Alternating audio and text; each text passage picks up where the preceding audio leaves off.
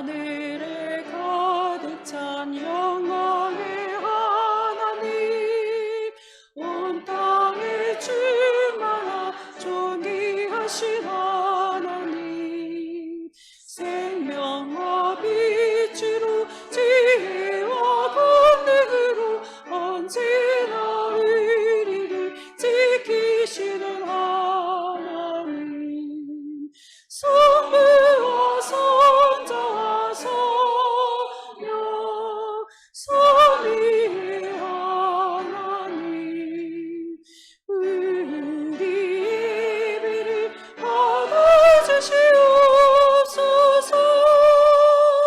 사랑이 넘치는 자비하신 하나님, 은혜가 풍성한 구원의 하나님, 성회의 심령에 평안을 주시옵고 죄악의 허물을 용서하여 주소서. 찬송과 영광과 생명 구원의 하나님, 우리 예배를 받아주시옵소서. 연약한 심령을 굳게 세워주시고 의둔한 마음을 지혜롭게 하시고 지혜의 뜻 받들어 참되게 살아가며 주 말씀 따라서 용감하게 하소서. 권능과 지혜와 사랑 우리의 하나님, 우리 예배를 받아주시옵소서. 주 앞에 나올 때 우리 마음 기쁘고 그 말씀 힘내어 새 희망이 솟는다. 동난도 슬픔도 이기게 하시옵고 영원히 잇대어 살아가게 하소서. 우리의 자랑과 기쁨 생명의 하나님, 우리 예배를 받아주시옵소서.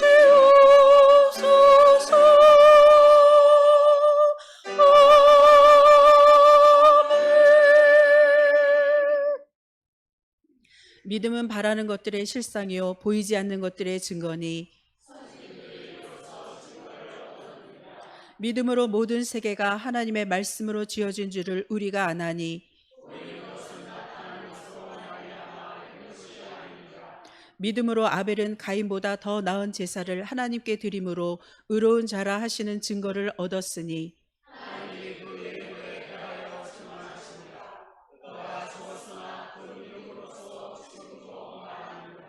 믿음으로 에녹은 죽음을 보지 않고 옮겨졌으니 하나님이 그를 옮기심으로 다시 보이지 아니하였느니라.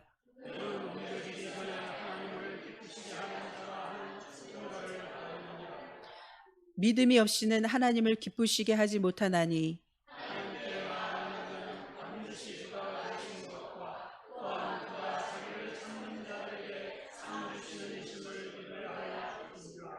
아멘.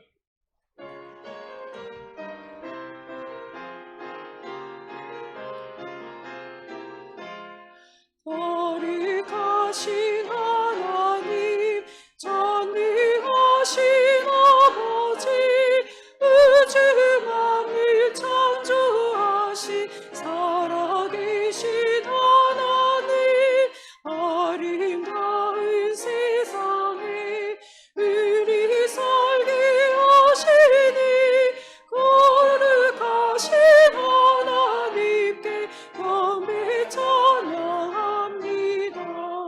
거룩하신 하나님,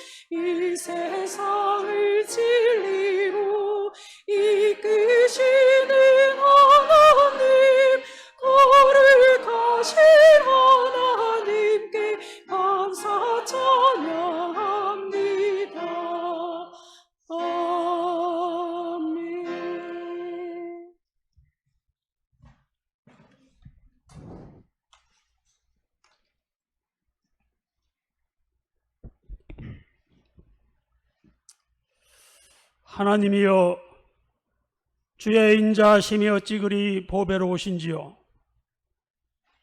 인생이 주의 날개 그늘 아래 피하나이다.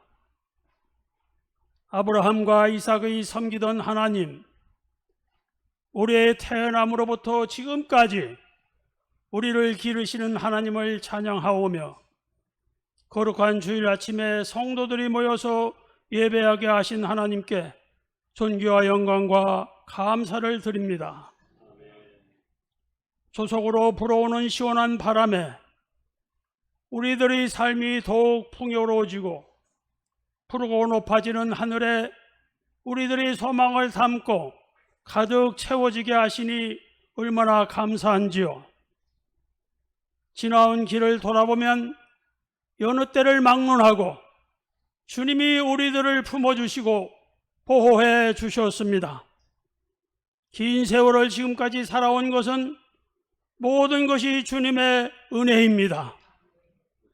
춘천교회 성도들이 이 가을에 성경을 많이 읽고 기도하며 전도하며 열매 맺는 인생으로 살아가는 것이 주님이 가장 기뻐하실 것임을 믿고 마지막까지 믿음의 경주를 다할 것입니다. 연약하고 부족할 때 우리의 손을 붙잡아 주시고 힘을 더하여 주시며, 마지막 때 주님으로부터 잘했다 칭찬받는 성도들이 되게 하옵소서. 하나님 아버지, 금년 한 해 동안 가장 역점을 두고 계획한 한가족 전도 축제가 시작되었습니다. 하나님을 사랑하는 주님의 백성들이 거룩한 책임을 갖고 생명을 구하는 잔치에 힘을 쏟아 부음으로 은혜와 의의 열매를 더하는 교회가 되게 하옵소서. 천하보다 귀한 많은 생명들이 이번에 구원받게 하심으로 천국잔치의 시작과 끝이 되게 하시기를 기도하나이다. 하나님 아버지, 춘천교회와 함께하는 모든 선교사님을 지켜주시며 땅끝까지 복음의 전파가 이루어지도록 함께 기도하고 참여하는 성도들이 되게 하옵소서. 지금도 세계 곳곳에서 기상이변과 분쟁이 끊이지 않고 있으며, 이로 인하여 수많은 사람들이 고통을 겪으며 사지로 내몰리고 있습니다. 나쁜 지도자의 탐욕으로 참혹한 전쟁이 계속되고 있으며, 독재자 때문에 생명을 부지하기 어려운 나라가 많이 있습니다. 남북으로 분단되어 신음하는 이 땅을 지켜주시고 모든 백성들이 기도함으로 주님의 긍휼을 입게 하시고 백성들을 평안하게 하는 지도자들이 되게 하옵소서. 오늘 예배에 정성을 다하여 드리는 임마누엘 찬양이 하늘의 향기를 더하게 하시고, 예배를 위하여서 여러 가지 모양으로 합력하는 이들이 하늘의 상급이 되게 하옵소서. 하용수 목사님을 강건하게 하시고 오늘 증거하시는 말씀으로 우리들이 은혜를 입게 하옵소서. 우리가 주의 영을 떠나 어디로 가며 주의 앞에서 어디로 피하리이까? 한 주간 주의 손이 우리를 인도하시며 주의 오른손이 우리를 붙드시기를 비옵고 우리 주 예수 그리스도 이름으로 기도를 드리옵나이다.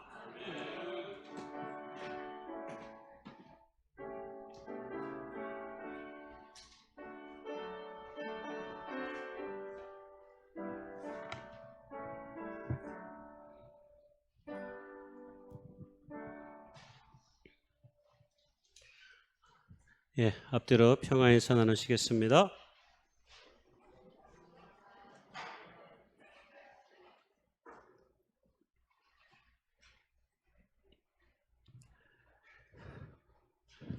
네, 우리 한가족 전도 축제 영상 보겠습니다.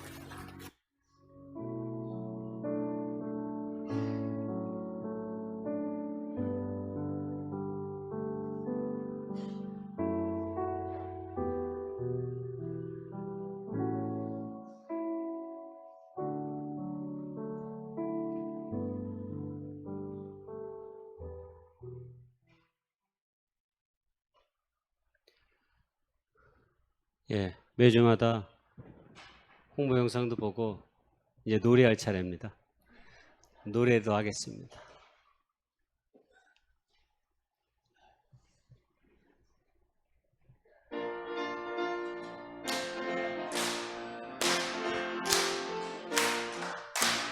할 수 있다 하면 된다 해보자. 믿는 자에게 능치 못함이 없으리라. 나는 부족해도 나는 약해도 주님 도와주시니 의심 말고 두려워 마라. 기적이 일어난다. 말씀 안에서 믿음 안에서 할 수 있다 해보자. 할 수 있다 하면 된다 해보자.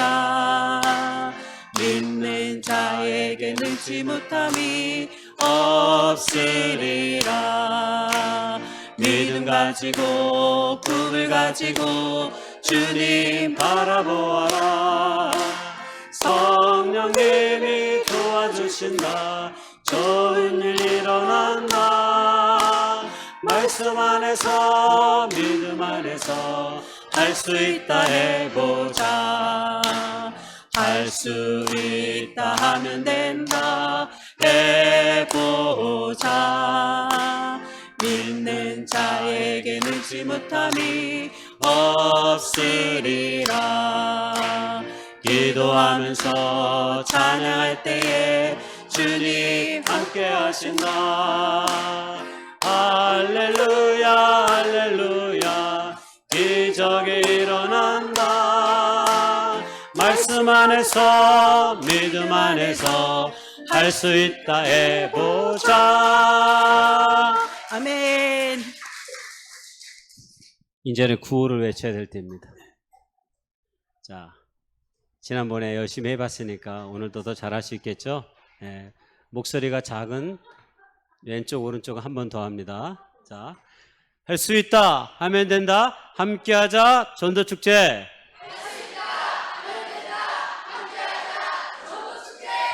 항상 이쪽이 커요. 성가대가 이 찬양단이 있어서 그런가.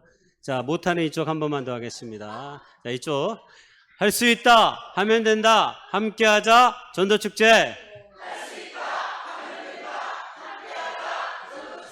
네, 이제 다 같이 한번 해보겠습니다. 할 수 있다 하면 된다. 함께하자 전도축제.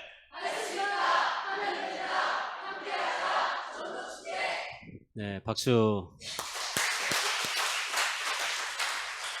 네, 이번에 우리 개그맨이고 또 목사이시면서 우리 표인봉 우리 목사님 오시는데 아무쪼록 우리에게 아름답고 좋은 축복된 시간이 되어줄 거라고 생각합니다.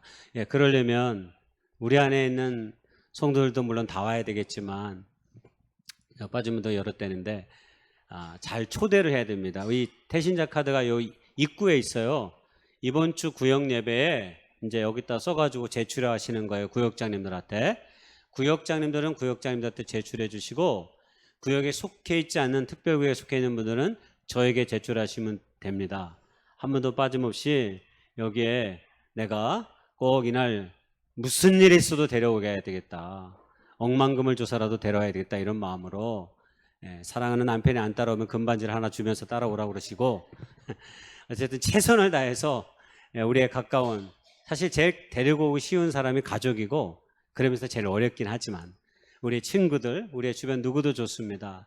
특별히 주님 안에서 주님 아직 알지 못했던 사람들, 그 다음에 또 오랜 동안 같이 신앙생활 하다가 여러 가지 이유와 상황이 생겨서 신앙생활 하지 못했던 우리의 잃어버린 양들도 많이 있습니다. 여러분 그분들 생각하시면서 이런 기회 한번 연락해 보시고 함께 우리에게 이렇게 좋은 행사가 있으니 우리가 함께 했으면 좋겠다. 그래서 우리의 믿음과 신앙을 다시 회복하자라고 하는 좋은 권면의 말씀을 주시면 또 이런 기회를 통해서 우리가 함께 할 수 있으니까요. 이 태신자 작전 카드 입구에서 다 가져가셔서 이번 주 구역 예배 때 구역 공과 시간에 우리 구역장님들에게 다 제출해 주시고 구역장님들은 주일날 저에게 제출해 주시면 좋겠습니다. 제출해 주시면 요 바깥에다 이제 생명나무를 이제 우리가 만들어서 거기다가 이름을 이렇게 걸어놔야 되니까, 함께 기도하고 걸어놔야 되니까 여러분 많이 함께 참여해 주시면 좋겠습니다. 남성교회 주최 이번 달 체육대회가 가을을 맞이할 수 있는데 9월 22일 날 있을 예정이고요. 늘 기억해 주셨으면 좋겠습니다. 그 다음에 우리 서울의 강서대학교가 수시 모집하는데 그냥 광고 한번 넣어봤습니다. 이게 어쨌든 우리 그리스도교의 유일한 목회자를 배출해내는 그런 신학과가 있기 때문에 여러분 많이 기도해 주셔서 뭐 그동안은 잘 그래도 되왔는데 최근에 신학과가 좀 어렵습니다. 다른 과들은 다 괜찮은데 신학과가 어렵습니다. 신학과에 지원하는 율이 거의 모든 신학대학들이 다 미달이에요. 미달. 우리 대학만 미달이 아니라 모든 대학의 신학과가 미달이에요. 그래서 굉장히 신학과 교수들이 애를 많이 쓰고 있습니다. 여러분 우리에게 기도로 힘을 모아주시고 또 하나님다운 주의 종들이 잘 양육되어서 세상을 밝힐 수 있는 그런 귀한 일꾼들이 자랄 수 있도록 여러분 시간 날 때 함께 기도해 주시면 좋겠습니다. 예, 특별한 광고가 없으시면 주의 만찬 시간 갖도록 하겠습니다. 하나님의 말씀은 이사야서 50장 4절의 말씀입니다. 우리가 다 같이 한 목소리로 이 말씀을 함께 봉독했으면 좋겠습니다. 시작. 주 여호와께서 학자의 혀를 내게 주사 나로 궁핍한 자를 말로 어떻게 도와줄 줄을 알게 하시고 아침마다 깨우시되 나의 길을 깨우치사 학자같이 알아듣게 하시도다. 세상에는 말을 뒤집어 생각해 보면 교훈을 주는 그런 말들이 꽤 많이 있습니다. 예를 들어서 우리가 한 번쯤 들어본 말, 역경을 거꾸로 하면 경력이 됩니다. 그렇죠. 삶의 역경들이 시간이 지나서 생각해 보면 그것이 우리 인생의 큰 경력으로 다가올 때가 많이 있기 때문입니다. 여러분 생일도 비슷합니다. 생일을 거꾸로 하면 일생이 됩니다. 그렇습니다. 생일은 우리의 인생 가운데 가장 중요한 일입니다. 왜? 우리의 삶의 시작을 여는 날이기 때문입니다. 영어일 수도 있습니다. 영어에 스트레스라는 말이 있는데 이 말을 한번 뒤집어 보니까 디저트가 됩니다. 디저트. 삶의 스트레스를 오늘부터 디저트로 생각해 볼 수 있기를 바랍니다. 그러면 스트레스가 디저트가 되면 이것이 우리의 삶의 활력소가 되어질 수 있는 거죠. 삶의 스트레스는 대부분 우리가 감당해야 하는 일들과 많이 관련되어 있습니다. 그것이 때로 과부하가 걸리면 우리에게 스트레스가 되거든요. 그러나 이것을 내 삶을 계속해서 건강하게 책임 있게 걸어가게 하는 삶의 활력소가 되어준다. 이렇게 생각해 보면 어떨까요? 여러분 우리가 성경의 말씀을 읽는 것은 하나님께로 나아가는 여행과 같습니다. 그래서 올 한 해 우리가 바이블 패스포트를 이용해서 지금 여행을 하고 있습니다. 여행을 해보면 여행을 가본 사람은 여행의 맛을 압니다. 그렇습니다. 우리가 성경을 읽으면 우리가 특별한 맛을 느끼게 됩니다. 그래서 시편 기자는 시편 119편 103전에 주의 말씀이 어찌 내게 그리 단지요 내 입의 꿀보다 더 단이다 라고 말씀했습니다. 그렇습니다. 성경에서 하나님은 말씀으로 세상을 창조하시고 예수님은 하나님의 말씀대로 사시고 십자가의 구원의 선물을 우리에게 주셨습니다. 여러분 우리에게도 우리 주님께서 하나님의 말씀대로 살아가셨던 그 놀라운 구원의 은혜가 우리 모두에게 있어질 수 있기를 주님의 이름으로 축복하고 소망합니다. 우리가 떼는 이 떡과 이 잔은 그런 주님의 은혜를 다시 한번 깊이 생각해 볼 수 있는 기회가 되는 것입니다. 우리가 함께 떼려고 하는 이 떡은 예수 그리스도의 몸을 기념해서 우리가 함께 나누는 것입니다. 떡을 위한 분명의 기도를 드리겠습니다. 거룩하신 하나님 감사합니다. 오늘도 우리를 사랑하셔서 친히 당신의 몸으로 우리를 구원하시고 하나님의 백성 되게 해주셨사오니 우리도 우리의 몸으로 우리의 이웃을 위해 그러한 삶을 살아가게 하옵소서. 예수님의 이름으로 감사하며 기도했습니다. 아멘.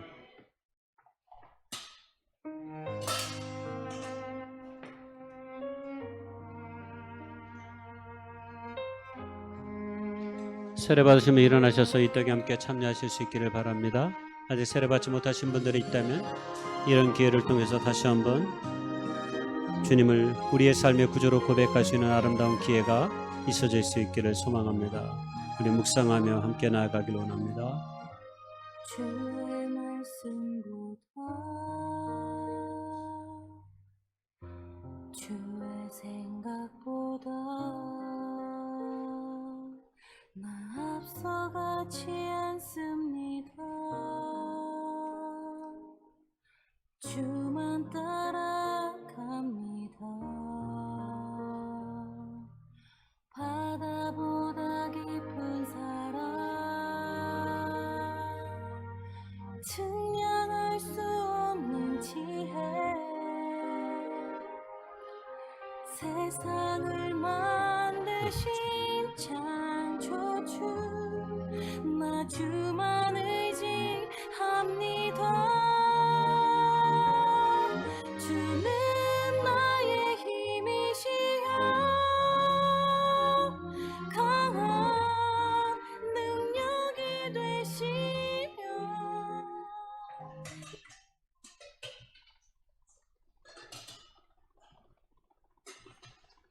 우리가 받으려고 하는 이 잔은 주님의 보혈의 피를 기념해서 함께 나누는 것입니다. 배잔을 위해 기도하겠습니다. 피는 곧 생명이라 말씀하셨기에 예수 그리스도의 피가 우리를 구원하여 주셨음을 주님 믿습니다. 아버지, 우리를 살리셨사오니 살아있는 하나님의 거룩한 백성으로 이 땅 가운데 온전히 살아갈 수 있도록 인도해 주시옵소서. 우리의 생각, 우리의 마음에 품은 뜻, 우리가 행하는 그 모든 것들이 하나님 앞에서 부끄러움을 당하지 아니할 수 있도록 인도해 주시옵소서. 예수님의 이름으로 감사하며 기도드렸사옵나이다. 아멘.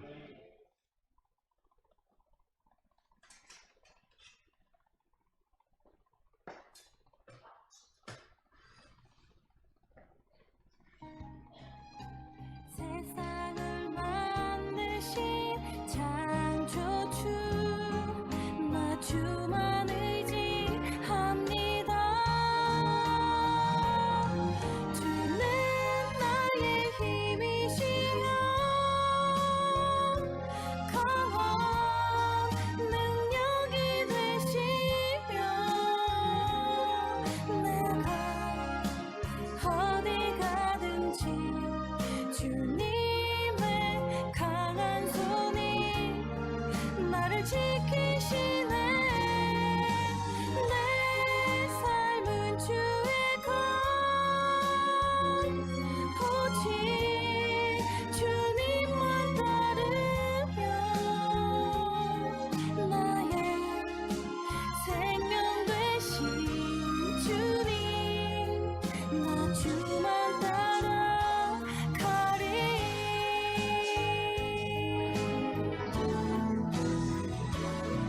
주는 나의 힘이시여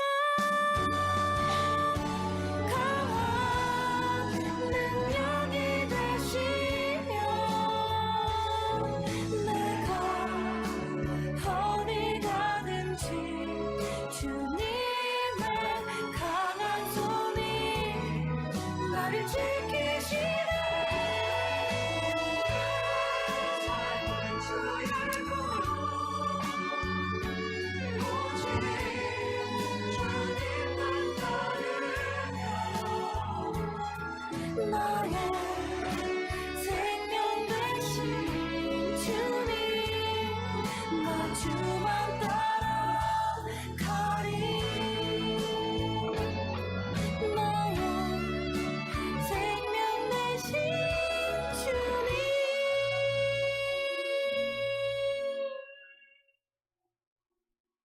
나 주만 따라 봉헌하겠습니다.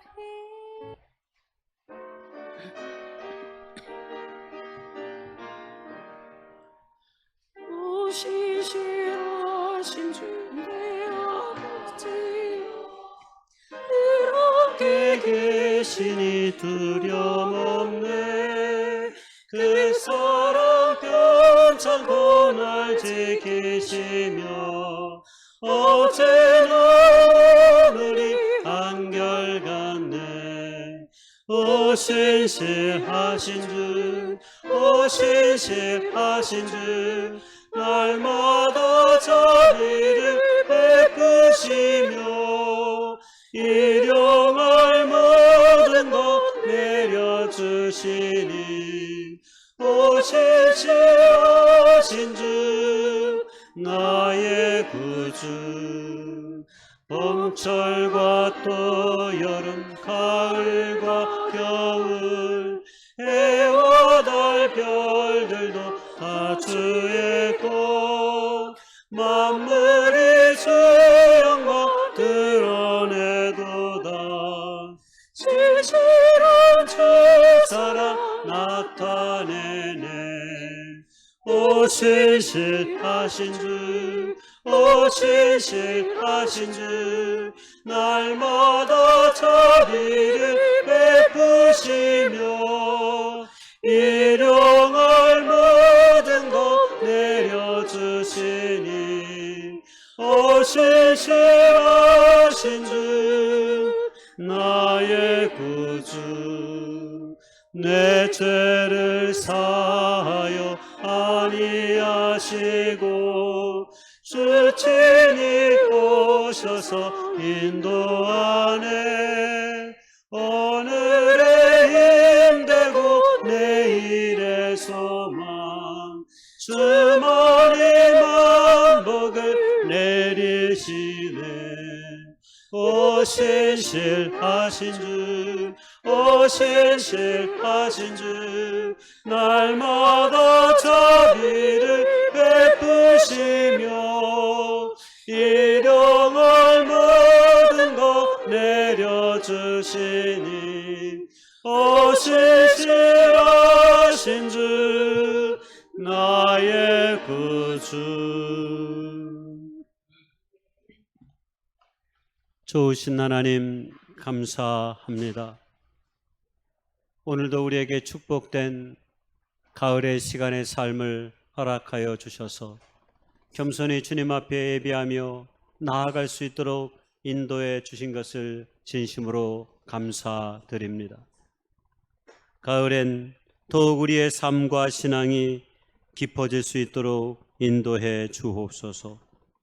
우리의 얼굴에 드리워진 깊은 주름이 사랑의 흔적으로만 오직 남아있게 하옵소서.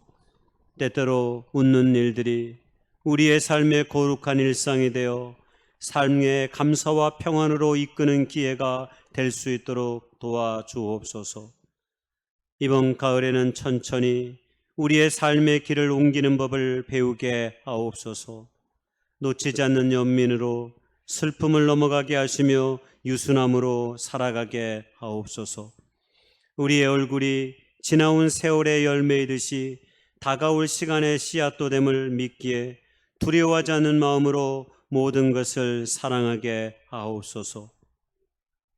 삶의 끝에 남는 것이 오직 사랑뿐임을 깨닫게 하시며 이 시간을 통해 우리의 삶과 사랑이 두터워짐을 알게 하옵소서.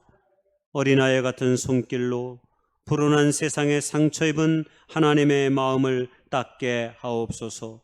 주님, 우리의 걸음에 용기 있게 하시며 그 크고 작은 꽃들로 우리의 삶의 길들을 인도하시며 축복해 주옵소서.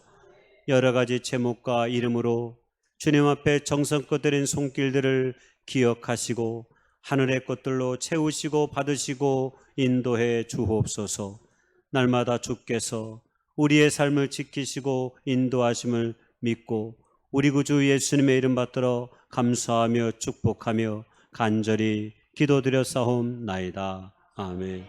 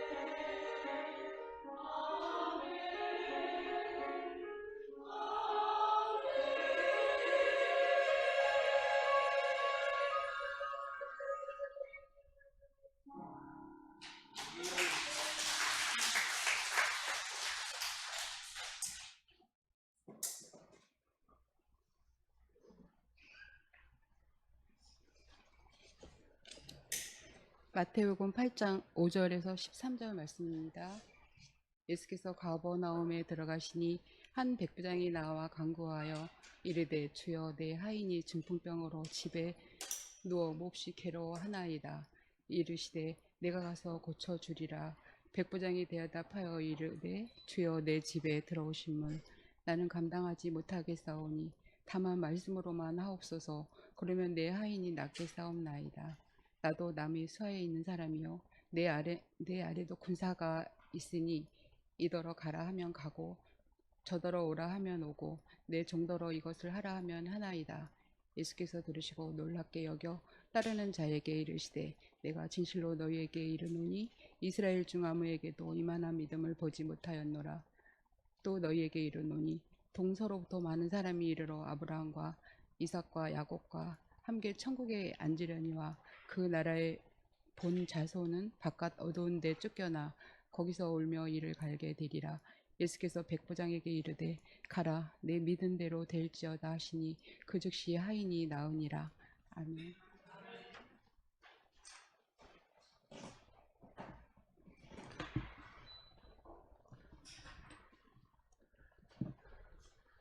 예, 기독교에서 우리가 신앙을 말할 때는 항상 우리의 모든 신앙의 근거 하나님의 말씀 성경입니다.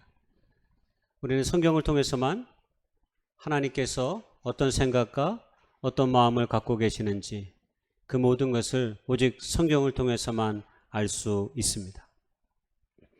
그래서 믿음이라고 하는 것은 성경에 있는 하나님의 말씀을 내 것으로 받아들일 때 우리 안에 생겨나게 되는 것입니다. 이 믿음이 우리 안에 들어오게 되면 우리 안에 크게 두 가지의 일들이 일어납니다. 하나는 흔히 말해서 패러독스라는 말이 있는데 이 뜻이 뭐냐면 역설이다 이런 말인데, 하나님의 말씀을 믿음으로 우리가 읽다 보면 굉장히 낯설 때가 때로 있습니다. 그리고 놀라울 때도 많이 있습니다. 왜냐하면 때로 우리가 이 세상 가운데 살아가는 삶의 문화와 질서에 굉장히 반하는 형태로 하나님의 말씀이 우리 안에 기록되어 있기 때문입니다. 예를 들어서 우리는 세상에서 부유한 자가 되려면 높은 지위에 오르고 많은 물질을 가지고 있어야 된다고 말하는데 성경은 우리의 마음이 가난해져야 한다고 말합니다. 그리고 섬김을 받으려 하기보다는 도리어 섬기는 자가 되어야 된다라고 우리에게 때로 권고합니다. 높은 데 마음을 두지 말라라고 강력하게 이야기하고 있기도 하죠. 그러다 보니 우리가 믿음을 가지고 이 땅 가운데 삶을 살아가는 일은 때로 힘겨울 때가 있습니다. 왜냐하면 끊임없이 세상의 어떤 가치, 세상의 어떤 문화와 때로는 충돌할 때가 있기 때문입니다. 물론 모든 것이 항상 충돌하는 것은 아닙니다. 그러나 어떤 중요한 상황 속에서 중요한 일을 선택할 때쯤 되면 하나님의 거룩한 말씀이 우리에게 망치처럼 다가올 때가 있는 거죠. 그래서 두 번째 우리의 신앙의 때로 말씀은 우리에게 망치처럼 느껴질 때가 있습니다. 물론 어떤 학자가 책이 망치다라고 말했지만 저에게는 성경이 망치와 같다라는 생각을 했습니다. 한마디로 우리가 말씀을 읽다 보면 정신이 번쩍 나게 하는 것 말입니다. 실제로 성경에 예레미야 23장 29절에 그렇게 말이 기록되어 있습니다. 나의 말이 불과 같고 바위를 부수는 망치와 같지 않으냐, 주님의 말씀입니다. 우리가 믿음을 가지고 하나님의 말씀을 읽다 보면 우리 인생의 여정 가운데 한 번쯤 반드시 망치와 같은 말씀으로 우리의 영혼이 산산조각 난 그런 경험들이 아마 한두 번쯤은 있을 것이라고 생각합니다. 그리고 그 망치 같은 말씀 때문에 우리의 삶의 길들을 돌아서게 만든 것이죠. 오늘 이야기도 패러독스와 망치와 같은 말씀으로 우리에게 충분히 들려질 수 있는 이야기입니다. 왜냐하면 우리가 생각하는 기본적인 일상의 삶의 질서와 사건들과는 굉장히 구별된 이야기로 우리에게 들려지고 있기 때문입니다. 성경 마태복음 우리가 8장을 읽었는데 8장과 9장에는 놀랍게도 하나님의 놀라운 기적의 역사의 이야기가 굉장히 많이 있습니다. 예수님이 많은 사람들을 만나고 많은 사건과 많은 일들을 벌여요. 그런데 이것은 우리가 일상적으로 경험하는 것들이 아닙니다. 아주 드문드문 아마 우리 평생에 한 번쯤 일어날 수 있는 일들이 이 마태복음 8장 9장에는 너무나 많이 빈번하게 증거되며 나타나고 있습니다. 그래서 때로 놀라운 것입니다. 8장 처음에 나병 환자의 치유의 이야기가 나옵니다. 그리고 두 번째로 오늘 우리가 읽었던 이 본문에 백부장의 하인에 대한 기적의 이야기가 나와요. 그리고 그 다음을 읽어보면 풍랑을 잔잔케 하신 예수님의 이야기가 나옵니다. 그것이 끝이면 좋겠지만 8장이 끝나기 전에 귀신 들린 2명의 가다라 사람을 또한 고치시는 이야기도 또 언급되어 있습니다. 그리고 한 장을 넘어가 9장에 이르게 되면 중풍병자를 고치시는 예수님의 이야기가 나옵니다. 그리고 세리를 부르시고 제자를 삼는 이야기도 나옵니다. 혈루병 앓는 아이를 치유하고 야이로의 딸을 고치신 이야기도 나옵니다. 맹인 2사람을 고치는 이야기와 말 못하는 사람을 치유하는 이야기도 8장 9장에 놀랍게 엄청나게 많은 기적의 이야기로 가득 차 있습니다. 여러분 대충 읽어도 여러분 지금 잠깐 들어도 평범한 것이 하나도 없습니다.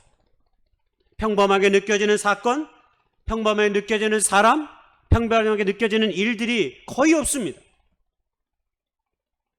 세리를 제자로 부르시고 눈먼 자를 고치시며 병든 자를 치유하시며 풍랑을 잔잔케 하신 예수님의 이야기를 우리가 목격하고 들을 때면 여러분은 도대체 어떠한 마음으로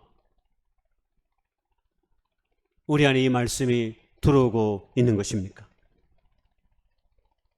무엇인가 우리가 생각해 놓은 삶의 어떤 일상, 삶의 기준과 질서를 다 깨트려버리는 그런 망치처럼 들려지지 않습니까? 오늘 이야기도 그러합니다. 들어가 보겠습니다. 예수님이 가버나움에 이르렀을 때 한 백부장이 찾아왔습니다. 놀라운 일입니다.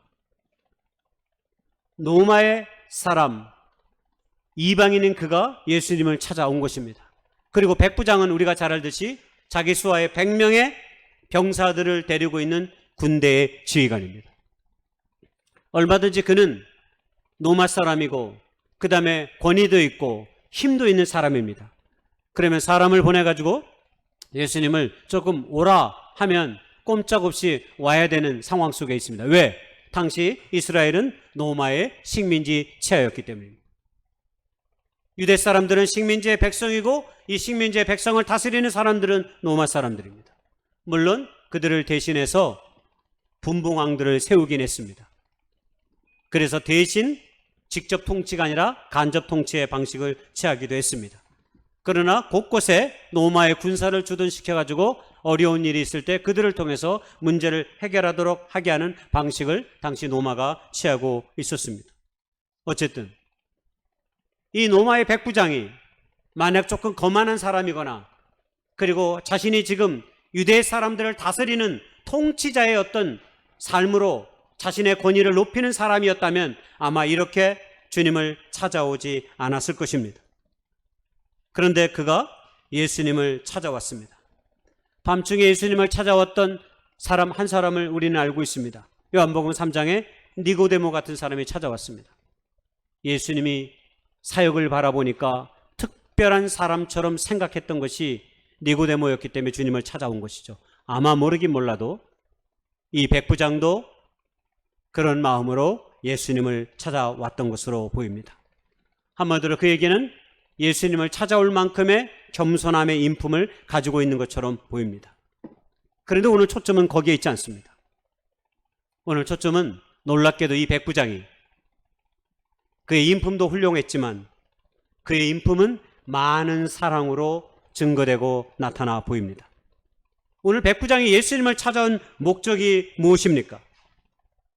놀랍게도 하인이 중풍병으로 인해 슬퍼하며 괴로워하고 있는 것이 때문이었습니다. 자기 집에 하인이 병들어서 고생하는 것이 너무 마음이 아파 주님을 찾아온 것입니다. 여러분 놀랍지 않습니까? 여러분 그러면 생각해 보십시오. 로마의 백부장의 집에 하인이 이 한 사람이었을까요? 아닙니다. 모르긴 몰라도 꽤 많은 하인들이 그 집에 식솔로 있었을 것입니다. 그런데 하인 여러 명도 아니고 한 명이 아픈 것을 가슴 아파하고 그것이 고통스러워 골몰하면서 주님을 찾아온 것입니다. 유명한 인류학자 조한 할리팩스가 연민은 어떻게 삶을 고통에서 구원하는가 라고 하는 굉장히 멋진 제목의 책을 썼습니다. 이 책 서두에 유명한 기독교 영상의 대가라고 불리는 삼층천으로 유명한 이 토마스 머튼이라는 사람이 나옵니다. 이 토마스 머튼이 기독교 신앙의 영성가로 굉장히 유명한 사람인데 이 사람이 연민에 대한 개념을 저렇게 나와 있는 대로 기술했습니다. 조금 길지만 읽어보겠습니다. 연민의 전체 개념은 살아있는 모든 존재가 서로의 일부가 되고 서로에게 관여하는 상호 의존성에 관한 민감한 알아차림의 바탕을 두고 있다. 여기서 굉장히 중요한 단어 하나가 나오는데 그게 알아차림입니다. 어떤 사람이 사랑이 많은 사람이에요. 우리가 일상의 생활을 하다 보면 어떤 사람이 사랑이 많은 사람인 줄 알 수 있죠. 나의 표정만 보고도, 나의 표정과 나의 얼굴만 보고도, 그리고 때로 내가 말하는 그 말하는 모습만 보고도 무슨 일 있어? 어디 아픈 거야? 걱정 있는 거야? 라고 말하죠. 대부분 남자들은 그렇지 못하지만 보통 이런 일들은 여자들이 잘해요. 그래서 다른 사람들이 갖고 있는 그 아픔을 내 것으로 금방 받아들이는 감정의 이입이 여성들은 굉장히 뛰어나죠. 저 개념에 의하면 꼭 교회라는 개념과 비슷합니다. 그리스도 예수 안에서는 우리 모두가 하나님의 거룩한 백성이고 하나님의 거룩한 자녀라고 했으니까. 가족 가운데 불화가 일어나는 이유는 가족이 갖고 있는 아픔을 가족들이 서로 등한시하면 가족의 갈등이 생겨납니다. 부모가 자녀의 일에 등한시하고 자녀가 부모의 일에 관심이 없으면 그 가족은 행복한 가정이라 말할 수 없습니다. 그러나 아빠가 퇴근하는 길에 왠지 인상이 붉어져 있고 아파하는 얼굴을 하고 있으면 현명한 아내는 남편에게 물을 것이죠. 무슨 일 있었던 거예요? 라고 묻죠. 자녀들은 그런 아빠를 또한 위로하기 위해서 갖은 방법과 애를 쓸 수도 있겠죠. 그러나 무심한 가정들은 아빠의 얼굴이 어떻든 그냥 자기들 하기에 바쁜 것이죠. 한마디로 알아차림은 우리가 하나로 밀접한 관련 속에, 관계 속에 우리의 삶이 서 있다라는 사실을 깊이 있게 삶으로 체득한 사람들만이 느끼는 인식이며 감정인 것입니다. 그래서 모든 사랑에는 알아차림이 중요합니다. 백부장이 이 하인에게 보여준 마음의 실체가 무엇인지를 우리는 순수하게 짐작해 볼 수 있습니다. 당시 사회에서 사람 취급도 받지 않았을 거예요. 백부장의 집에서 하인으로 근무했던 사람은 반드시 노예였을 것입니다. 당시 노예는 인간으로서의 존재됨을 전혀 발휘하지 못하는 상황과 환경 속에 있었습니다. 그러므로 대부분의 사람들은 그의 얼굴이 어떻든 그의 상황이 어떻든지 내 일이 아닙니다. 물건처럼 취급받는 노예의 삶에 아무도 관심을 갖고 있는 사람은 그렇게 많지 않습니다. 얼마든지 저 노예는 병들어 죽어도 다른 것으로 대체하면 그만일 뿐입니다. 그가 굳이 인상을 쓰고 그가 굳이 그늘이 두려워져도 그것이 내 것이 되지는 않는다는 것입니다. 당시 사회 속에서 말입니다. 그런데 백부장은 자기 집의 노예가, 하인이 고통받고 있는 그 삶의 모습을 자기의 아픔으로 받아들인 것이죠. 우리가 쓰는 말 중에 적당히라는 말이 있습니다. 적당히. 그리고 이 적당히라는 말이 오늘날 우리의 삶에 포로가 되어버린 지 오래입니다. 선한 일도 의로운 일도 사람들은 적당히 하는 것을 원합니다. 너무 깊숙이 관여하면 일이 많아지고 상처받고 신경 쓰이고 힘들어집니다. 그리고 때로는 가끔 선한 행위에 악으로 갚는 이들도 있습니다. 그런 것을 몇 번 경험하다 보면 우리 안에 친절을 베푸고 싶은 마음이 사라집니다. 당시 이 같은 생각들은 유대인들이 가졌던 일반적인 행태들이었습니다. 그러나 적어도 이 백부장은 오늘 우리에게 적당히의 선을 넘어가 버린 모습으로 우리에게 다가옵니다. 백부장은 지금 적당히가 아니라 적당히를 넘어서 종의 아픔을 자기의 아픔으로 받아들이고 괴로워하면서 슬퍼하면서 주님을 찾아왔기 때문입니다. 슬픔이란 말에는 본래 무게라는 뜻을 갖고 있습니다. 영어 단어 그리프는 무겁다라는 뜻인데 이 무겁다고 하는 이 영어 단어는 중세 영어 그래프에서 나왔습니다. 슬픔은 무거운 것입니다. 어떤 일들이 내 삶 앞에 무겁게 다가오는 것입니다. 우리 안에 무겁게 다가오는 것만큼 사랑하는 것입니다. 어떤 일들이 벌어졌는데 나에게 만약 무겁게 다가오지 않으면 우리의 사랑을 의심해 봐야 합니다.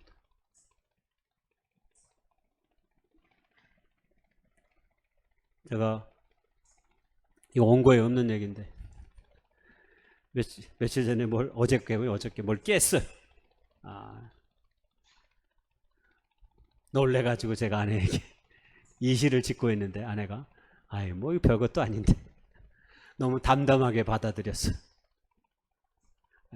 이 자리를 들어서 이렇게 사적으로 얘기하면 안 되는데 그럼 어떤 사람들은 아주 작은 것도 이렇게 크게 반응하는 사람이 있어요. 그리고 어떤 사람은 이렇게 큰 일이 벌어져도 이렇게 작은 일이 벌어졌어요. 우리 아내가 절대 가정에 관한 얘기는 우리 딸이 절대 하지 말라고 맨날 그랬는데 한 가지 더 얘기했습니다. 생각나는 게 있어가지고.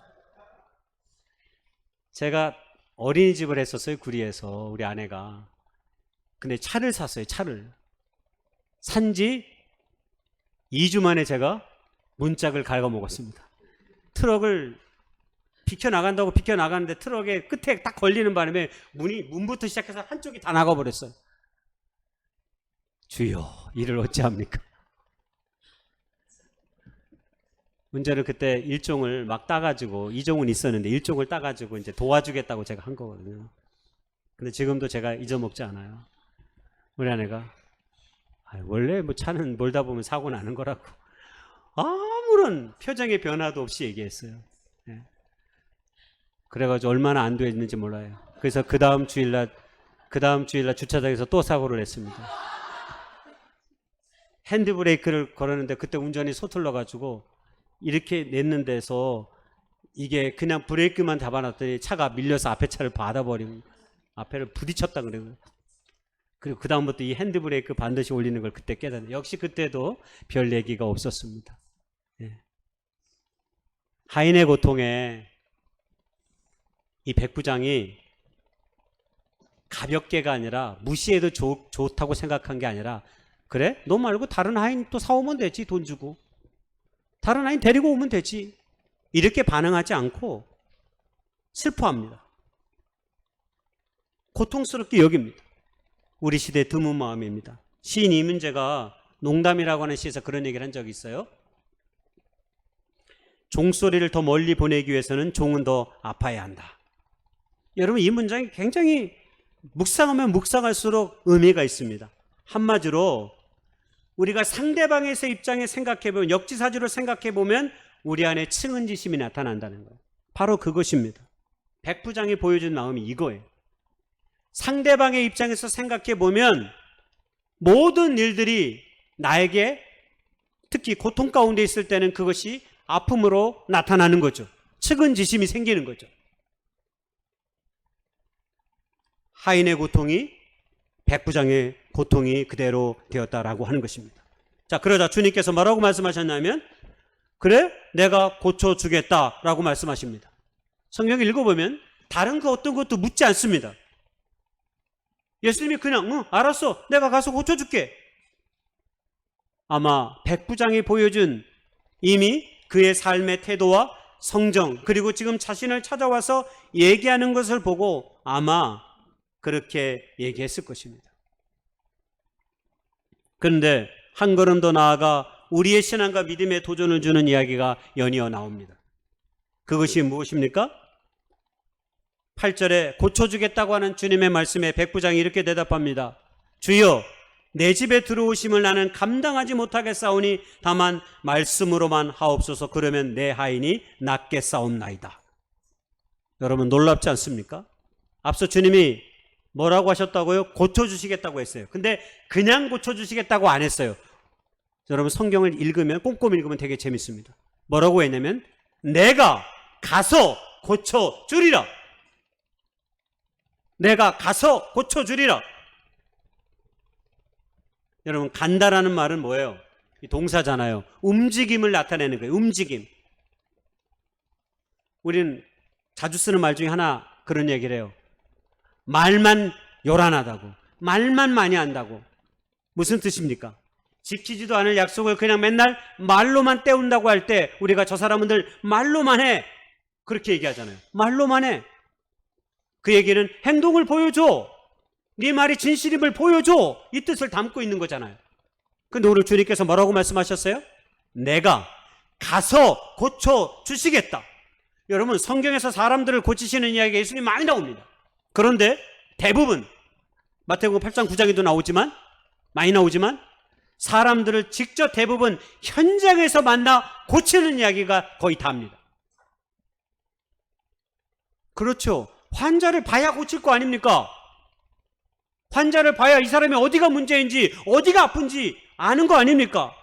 딱 한 번, 나사로가 병들었을 때 예수님께서 바로 가지 아니하시고 이틀을 유하고 베다니로 내려가 다시 살리는 이야기가 유일하게 나옵니다.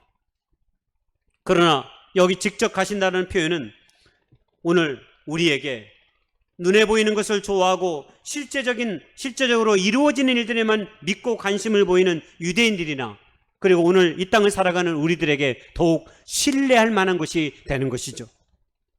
왜? 우리는 늘 내일을 믿지 않습니다. 오늘 해주기를 바랍니다. 지금 해주기를 바랍니다. 당장 해주기를 바랍니다. 어린아이일수록 그렇습니다. 어린아이에게 한 달 뒤의 약속은 까마득한 만만년의 세월이에요. 너 이번에 시험 잘 보면 자전거 사줄게. 엄마가 공부해보세요. 그게 식배되나? 그냥 사주면 되는데.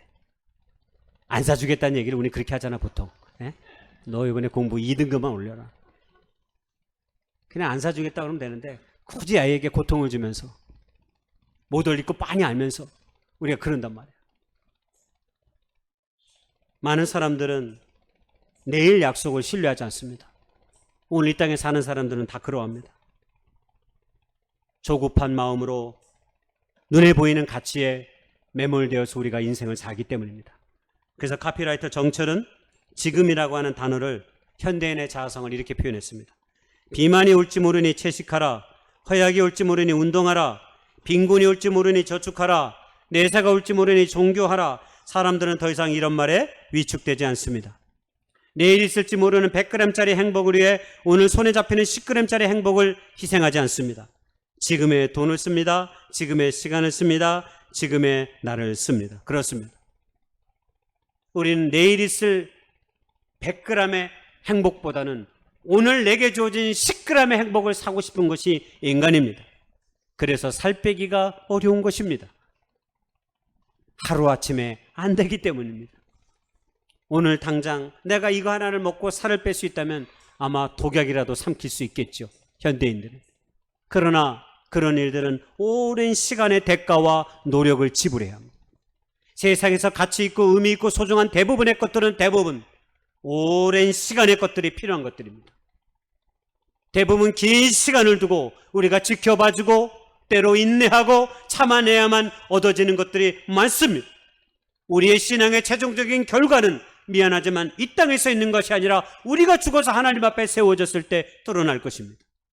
우리가 꿈꾸는 거룩한 나라의 소망도 마찬가지고 우리 안에 간직한 소망도 꿈도 비전도 대부분 다 오랜 시간을 두고 우리가 최선을 다해 땀과 눈물을 흘리고 하나님 앞에 기도하며 예했을 때 이루어질 수 있는 것입니다.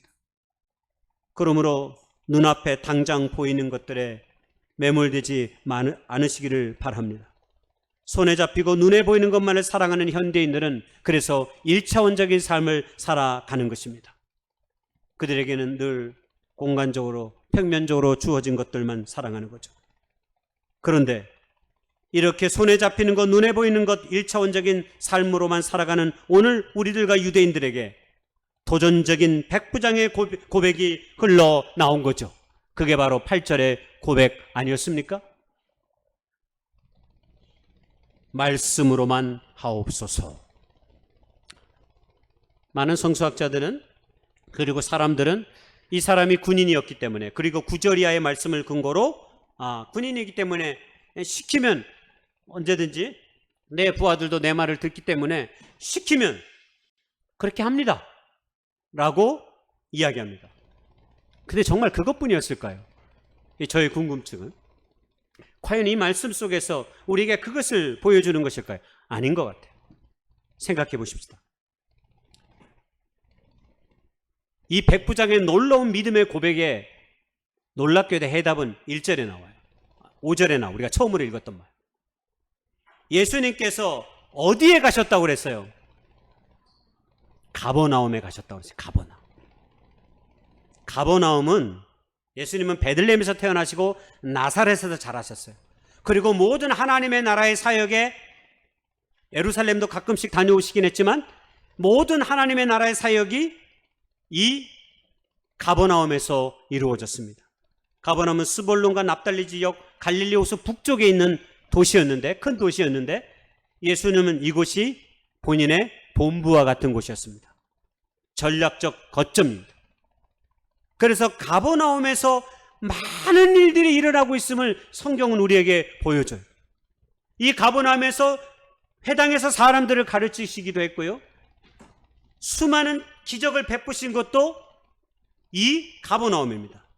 그래서 이 가버나움은 예수님의 모든 사역을 가장 가까이서 목격했고 가장 예수님의 사역을 꽃피운 도시 중에 하나가 바로 이 가버나움이었습니다. 자, 그러면 우리가 짐작할 수 있는 거죠. 예수님이 가버나움에 들어왔다는 소식이 듣자마자 백부장이 나온 겁니다. 백부장은 당시 가버나움은 로마의 주둔지가 있었던 것입니다. 그리고 세관이 가버나움에 있었어요. 여기 굉장히 중요한 요충지였기 때문에 이 길목에 있었기 때문에 세금을 걷는 장소가 여기 있었어요. 그래서 그 다음에 세리를 예수님께서 제자로 삼으시는 이야기가 그 다음에 나오는 거예요. 다 가버나움에서 있었던 일이에요. 이 가버나움에는 세관과 이 로마의 주둔지가 있었어요.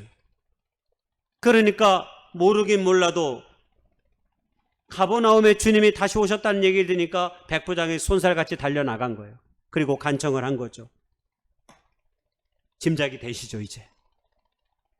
이미 예수님께서 가버나움에서 많은 사역과 많은 가르침을 사람들에게 주어서 이미 가버나움에 있는 사람들은 예수님의 놀라운 이적과 그 가르침에 많은 사람들이 주님의 제자가 되었고 이미 하나님 나라의 복음을 들은 것입니다.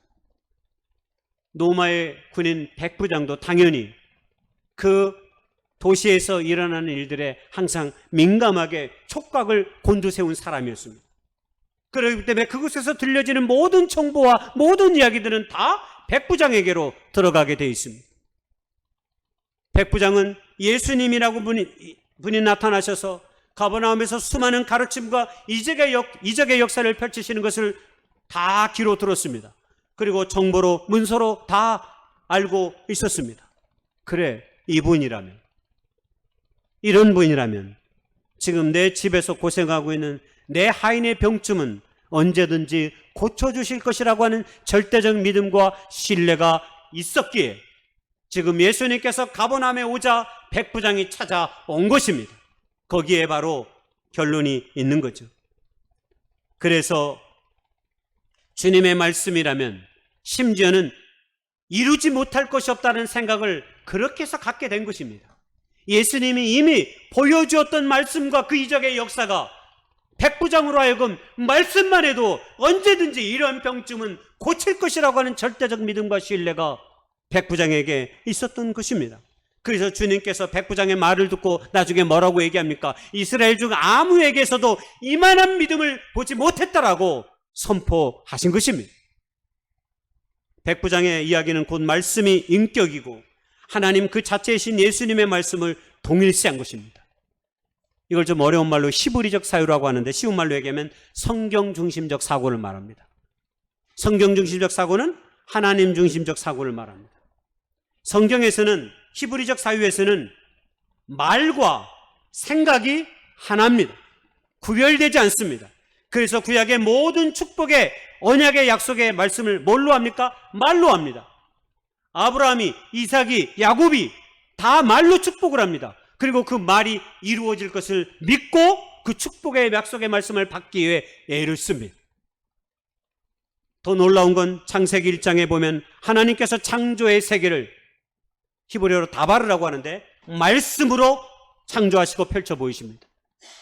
말은 창조의 매개체나 도구가 아니라 야훼 하나님, 여호와 하나님 그분 자체인 것이죠.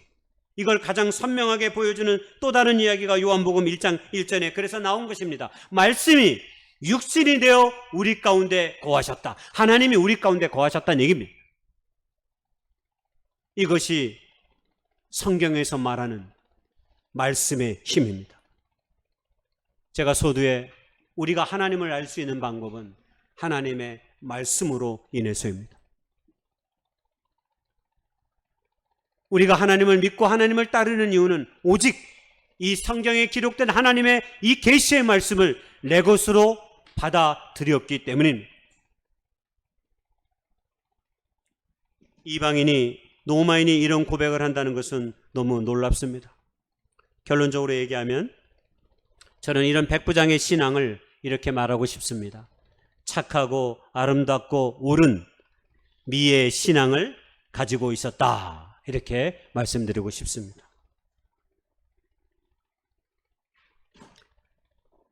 저 한자 단어를 모르는 분은 없어요. 자, 맨 앞에 거 뭐죠? 그 다음 무슨 선? 착할 선. 아름다울 미, 착할 선. 그 다음에 옳을 의. 백부장의 믿음은 저 믿음이었습니다. 여러분, 이 글자에 공통점이 있어요. 한자를 아시는 분들은 아는데 이 한자의 공통점은 이 단어에 다 양이 들어가 있다는 것입니다. 양. 놀랍지 않습니까? 아름다울 미자는 한자 학자들에 의하면 양의 형상을 그림으로 그려놓은 것이래요. 착할 선은 양과 말씀원이 합쳐져서 양을 바칠 때 쓰이는 거짓 없는 순수한 말이 착할 선이래요.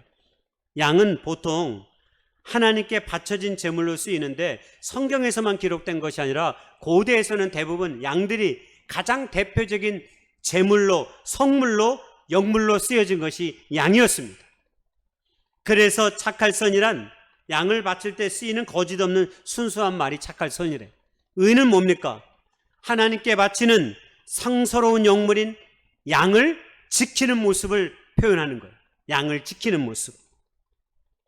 한마디로 백부장은 착하고 아름답고 옳은 믿음과 신앙을 가졌습니다. 양처럼 말입니다.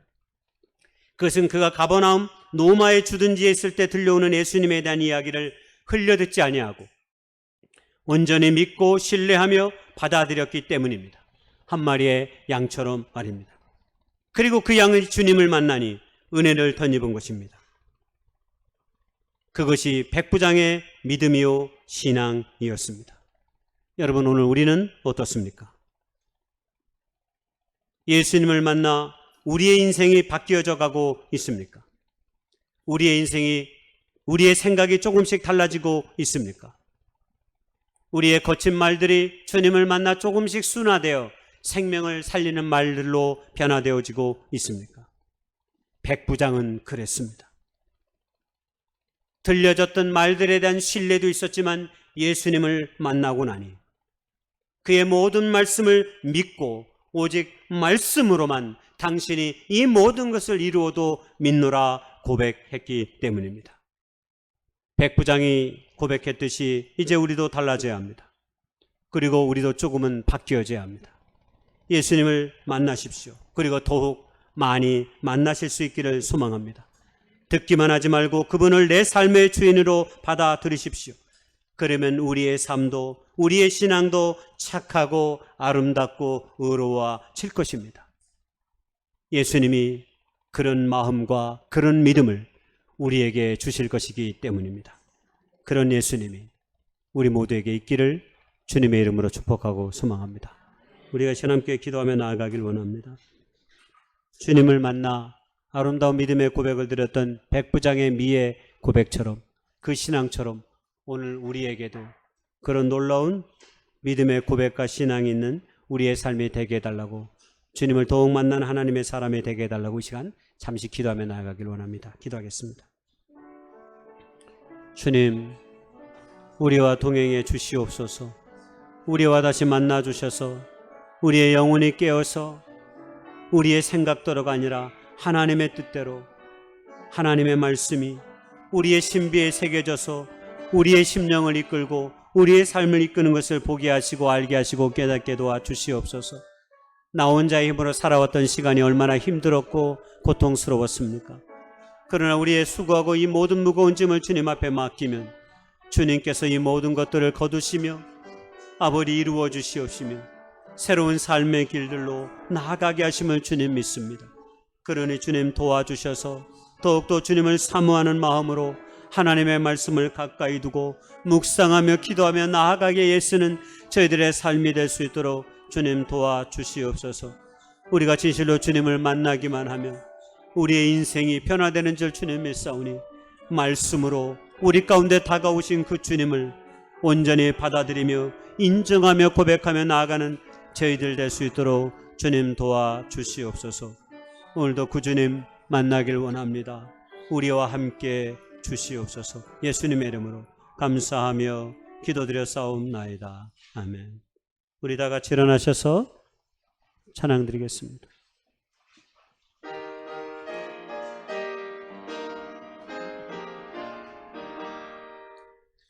믿는 사람들은 주의 군산이 앞서가신 주를 따라갑시다. 우리 대장 예수 길을 들고서 접전하는 곳에 가실 것 보라. 믿는 사람들은 주의 군산이 앞서가신 주를 따라갑시다. 원수 마귀 모두 쫓겨가기는 예수 이름 듣고 겁이 남이라. 우리 찬송 듣고 지옥 떨리니 형제들아 주를 찬송합시다.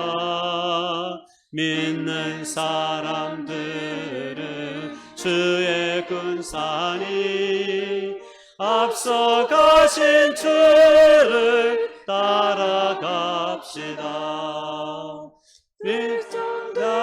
사람들은 멸망당하나 예수 교회 영영 왕성하리라. 마귀 권세 감히 해치 못함은 주가 묻은 교회 지키심이라.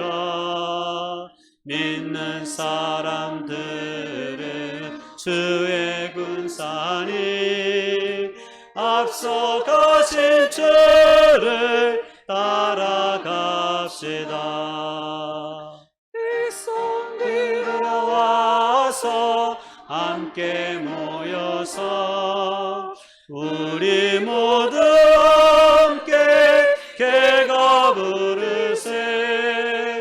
영원토록 영광 권세 찬송을 우리 임금 주께 돌려보내세. 믿는 사람들은 주의 군산이 앞서가신 주를 따라갑시다.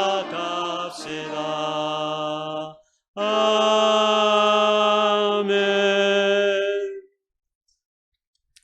이제는 2000년 전에 이 땅에 오셔서 허물 많고 죄 많은 저희들을 구속하시게 십자가 못 박혀 죽으신 우리 구주 예수님의 은혜와 우리 아버지 하나님의 극진하신 사랑과 성령님의 감화 감동 내주 충만 교통하심의 역사가 오늘 백부장의 믿음을 쫓아 나아가기를 소망하는 춘천교회 모든 식구들과 이 예배 참여한 모든 사람들을 위해 지금부터 영원까지 함께 하시기를 우리 구주 예수님의 이름으로 간절히 축원하옵나이다. 아멘.